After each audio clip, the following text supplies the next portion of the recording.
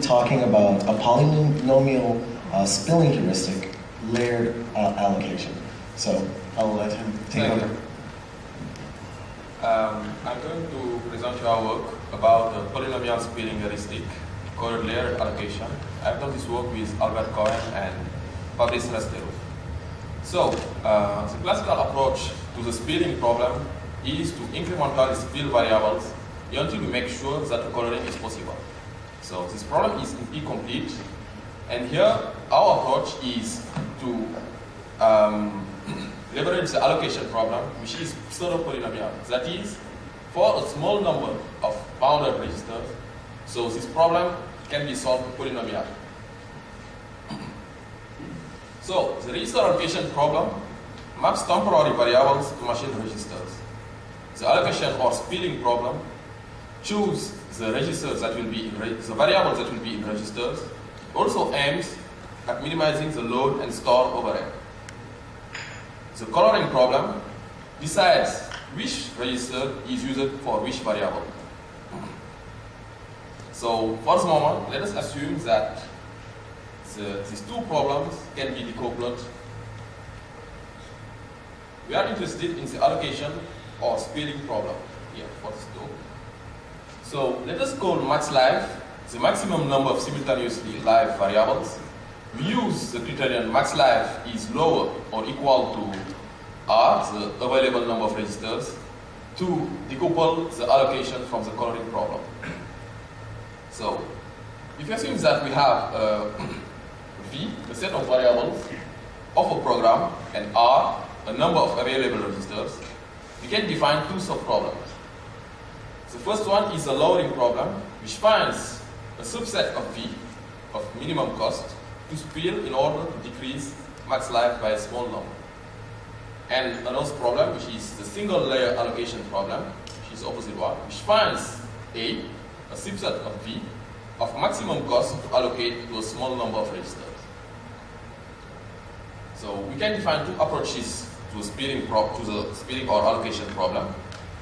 The layered allocation, which incrementally solves the single layer allocation problem until the sum of the user registers reaches R. The incremental lowering, which incrementally solves the lowering problem until max life reaches R. So let us consider this example. We have on the x-axis the program points, and on the y-axis the number of live variables at each of these program points. And we see max life, the maximum number of live variables. R, the available registers. So trying to decrease max life by a small number, this problem is, in order to low, this problem is incomplete, even if small is equal to 1. In contrast, if we consider we just have a small number of registers and we try to allocate them, so this problem is polynomial. And proceeding by layer, so finding the maximum set of variables to allocate for a small number and iterating until which is R is polynomial. So we see that the opposite problem, the lowering problem, is incomplete, whereas single layer problem is polynomial. And if we iterate until we reach R, this problem is called the layered allocation. And why this problem should be close to the optimal? So here let us assume that we have a program P when R plus 1 registers are available, and we call spill R plus 1 P the optimal set of variables to spill to make a coloring possible. For most programs, the optimal set of variables to spill when we have R plus 1 register is included in the optimal spill set, optimal set of variables to spill when we have R registers. And hence, for most programs, the optimal set of variables to allocate when we have R registers is included in the optimal set of variables to allocate when we have R plus 1 registers. So let us compare these approaches. The allocation or splitting problem is NP complete. It gives optimal results, of course. And the layered allocation is polynomial. This problem is close to optimal. This is a heuristic. The incremental lowering optimal is NP complete, and we don't know about its results. And the incremental lowering heuristic is polynomial and is not optimal. To make it clear, the allocation problem is NP complete. The layered allocation problem is a heuristic that is close to optimal. We are not turning a problem that is NP complete into one that is polynomial. So let me show you, explain you our approach in more details. So we introduce two heuristics for the scaling problem. If we have as input a register allocation problem where each variable has an estimated spill cost, and for a given number of available registers, our objective is to perform the allocation that minimizes the cost of spilled variables. And we propose two graph-based solutions. The first works for the general approach, where the graphs are general graphs. And the second one works on SSA-based graphs that are color. So let us see the general approach. Given an interference graph of a program and R available registers, which are the colors, we assume that we have only one register. What we are trying to do here is to have the best use we can have of this register. So we approximate the set of nodes of maximum cost to allocate to this register. This is a layer, and this layer is an independent spill set on a graph. We remove the nodes of this layer from the graph and iterate until we reach R. So it is here on an example we have. So we have at the left a graph, which is a weighted graph. Each node has a weight. This weight corresponds to its estimated spill cost. And if you assume that we have two available registers, we sort these variables by decreasing cost. So here it's A, E, C, D, E, and F. So, and now we are going to construct the independent spills, the independent set. So let me remind you that an independent set is a set of variables where every pair of nodes are non-adjacent. So here A, C, and E and F is an independent space, an independent set, and B and D is also an independent set.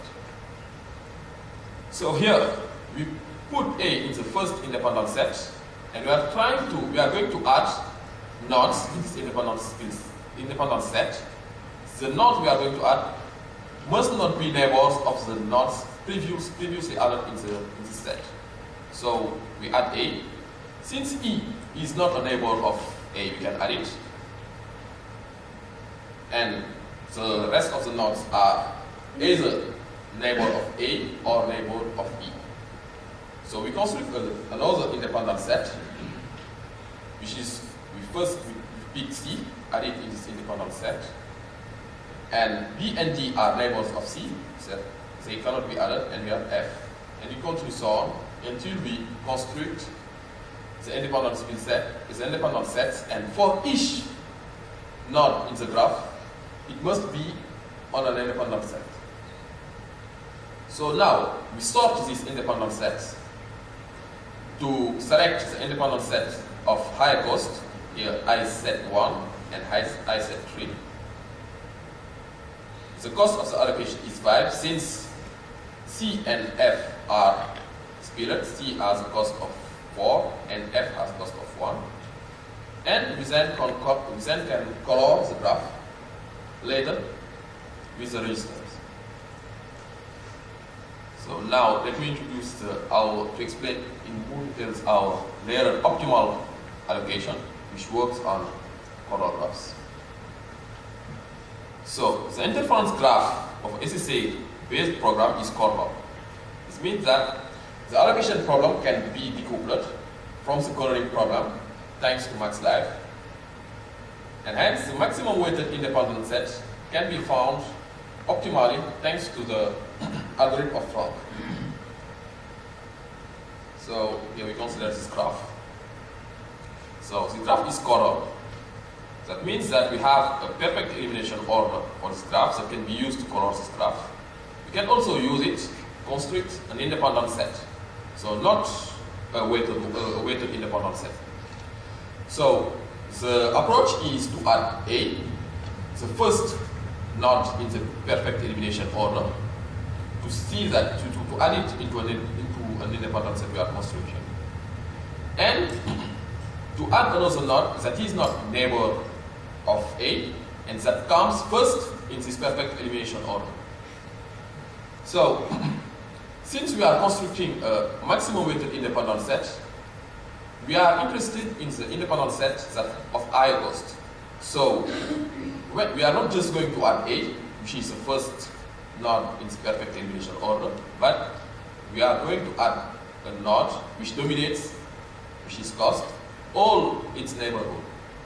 So to do so, we have to iterate 2 times. First time we are going to add nodes that are assumed to dominate their neighborhoods, and afterwards we go back and add them into the independent set. So here we just first pick A.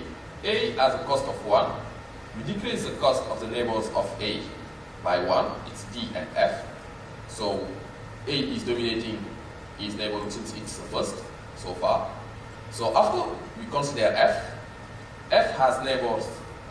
A has neighbors, but A has already been treated. We do not consider it. So F and E are the remaining neighbors of F.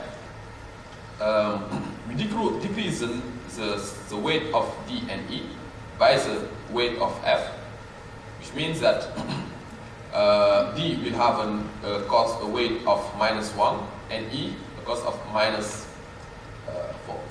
And we continue so on until we arrive to the last nodes of this PO, and after we go in the opposite order. So we add A, we add B into the independent set. It is marked in blue, and after we are going to add nodes that are marked in red and that are not neighbors of B. So here F is not a neighbor of B, it can be added, and afterwards we try to add A, but since A is a neighbor of F, it is not added. So we have constructed our maximum weighted independent set. So with this maximum independent set, we solve the problem, the single layer problem. We first iterate, first find the first layer, which is the first independent set, which is composed of nodes F and B. We continue on, and we find the second independent set, which is composed of node D and G. And afterwards, we mark F, D, B, and G as allocated. And later, we can color them. So we can add the first improvement to our method. So let us consider the previous allocation. So we have allocated variables F, B, D, and G with a cost allocation, not cost, but allocation gain of 14. So when doing this allocation, we should have used instead of choosing F and B, we could have chosen F and C, and afterwards for the second independent set, choose D and B. You see that we have an allocation gain of 15, which is better. So this suggests that when choosing the independent set, for 2 nodes that have the same cost, we could choose the one that has the more number of neighbors. So the second improvement we can add to this method is to iterate until fixed point. Let's see how it works.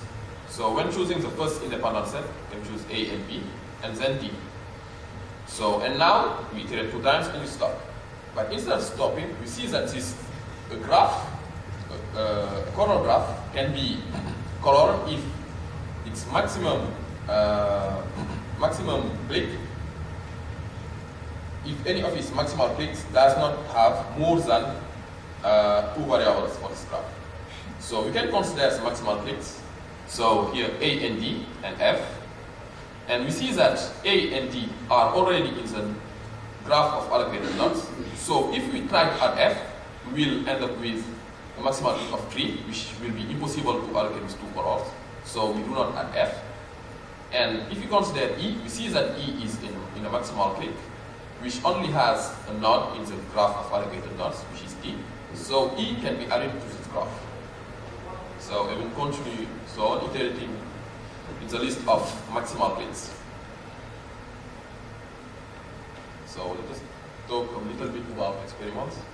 So we evaluated how layered heuristic, which works on the general case. So on the x86 architecture, and using the SpecGIF JVM 98 benchmarks extracted from JAX RVM, we compared the linear scan, the Boolean linear scan, which for 2 variables that have close estimated costs according to a threshold, spills the ones that goes further. The shading bricks optimistic allocator, an optimal ERP based allocator, and our layer heuristic. On the x-axis we have the benchmarks, and on the y-axis we have the normalized allocation cost. We see here that our approach is almost close to optimal.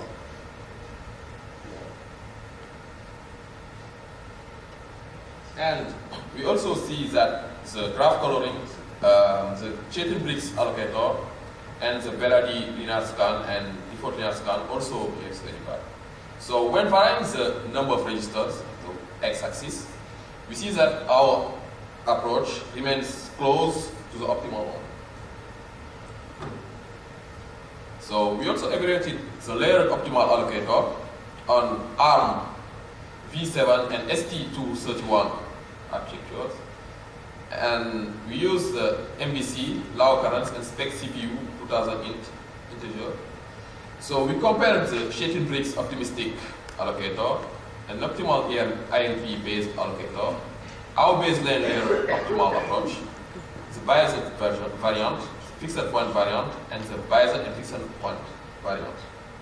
We see that again that our approach is really close to optimal when varying the number of available registers in the x-axis. And we also see that the graph, the shading bricks allocator, is really bad. So when varying, we see that our algorithm is really stable. So here we see that it's almost, it's really stable. It does not vary a lot. While the graph coloring and the biased version varies a lot. So we have introduced a new polynomial heuristic called layered allocation, which is polynomial and close to the optimal allocation. It iteratively allocates variables instead of the classical approach, which iteratively spill variables. This approach works on general graphs and on SSA-based graphs. Thank you for your attention, and I will be happy to answer questions. Yes,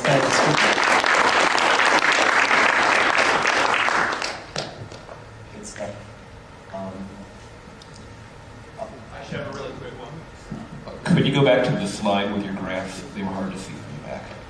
Which one? The experiments or? The final graph you showed, please. That one? Yeah, thank you. Okay. Okay. Great. So I have a quick question. If you were to compare this contribution to, say, if you were to take, say, GCC and use GCC's best register allocation settings, and then add this more sophisticated polynomial approach, what would the big picture performance improvement look like? Improvements you can have? Yeah. It depends on many things. So here we have compared the approach theoretically. Yeah. So it's really really good. First of all, we need to have this estimated speed cost needs to be really accurate. And since the graph coloring, comparing the graph coloring, not the graph coloring, but the register allocation is a little bit really hard. It depends on many factors. So we need to implement it to be able to answer the question if you can have improvements or not. So, well, the near optimality, the quasi-optimality is already a great accomplishment. Any other questions? Too lazy to get up. I'm wondering if maybe I missed something. Is there anything fundamental that would stop you from changing this algorithm from an iteratively allocation algorithm to an iteratively spilling algorithm? What do you mean? You mean is there so kind of flip the way you're looking at the problem? Yeah. Okay. So yes, because this problem has been shown to be polynomial by Bouchet et al. I don't know if you know of this guy. So yes, we have there is a theoretical base to show that just looking at the problem in a different way, it's pseudo polynomial in general. But if you use just a small number of boundary registers, it's polynomial. So, and it has been proved, so it's not just. Great. So let's thank the speaker. And I believe we have a break now, and then you guys can return for the next fantastic session. So would the speakers from the next session come up?